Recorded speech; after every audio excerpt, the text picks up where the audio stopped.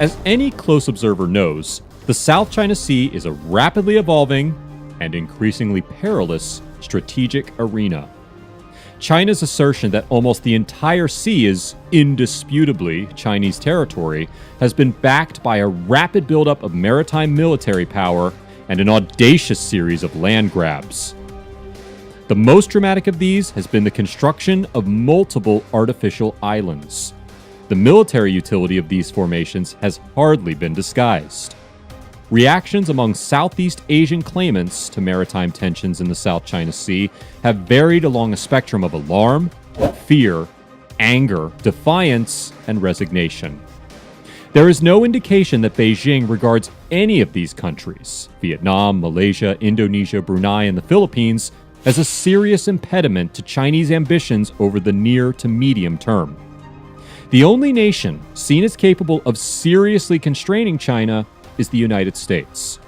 But from Beijing's standpoint, America has no business interfering in a region far from its shores and where its interests are secondary compared to China's.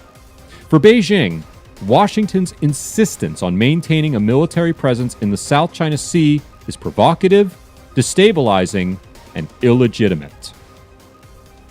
China is driving events and has presented the U.S. with a fraught choice: acquiesce to China's authority over the South China Sea and preserve harmony in U.S.-China relations, or challenge Beijing's ambitions at potentially great risk and cost. Whether fully cognizant of the implications or not, the Trump administration's embrace of the rebalance to Asia was to opt for the latter. The fact that China's claim to the South China Sea are without legal merit makes little difference in the hard world of geopolitics. Chinese leaders, backed by their publics, believe the South China Sea is theirs. This is a drama animated by nationalism as fierce and deep as any on the planet. A U.S. counter-strategy, if it is to have any prospect of success, will have to enlist the full range of national capabilities and assets.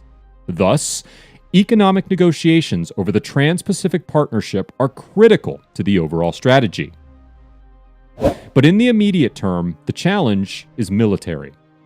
If China's military deployments and land seizures are not checked, the rest of the region, including the U.S., will be confronted with an irreversible fait accompli.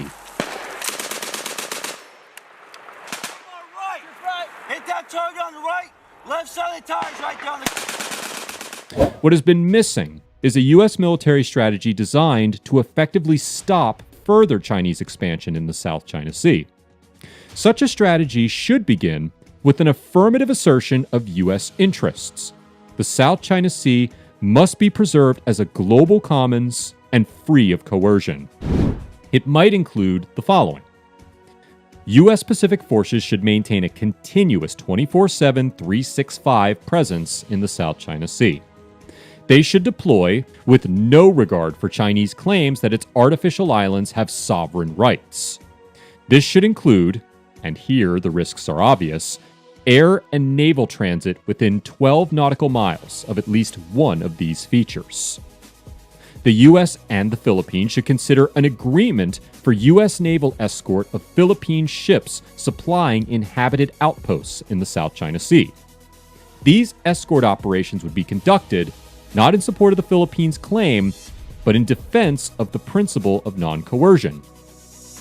Propose a program of joint naval and air patrols with allies and security partners over and through the South China Sea. Consult with Manila concerning the feasibility of U.S.-built military, air, and naval facilities on Palawan Island on the shore of the South China Sea. Consult with Hanoi concerning a possible upgrade in the frequency and numbers of U.S. naval and air visits to Cam Ranh Bay. Consult with Malaysia and Vietnam concerning possible U.S. Navy courtesy calls at selected outposts, such as Swallow Reef in the South China Sea.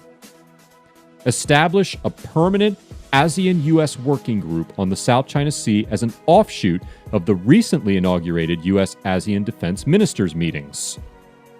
Formalize a multilateral program, U.S., Japan, Australia, and perhaps Korea, to improve the capacity of Southeast Asian states to maintain maritime domain awareness and a Coast Guard or police presence in the South China Sea.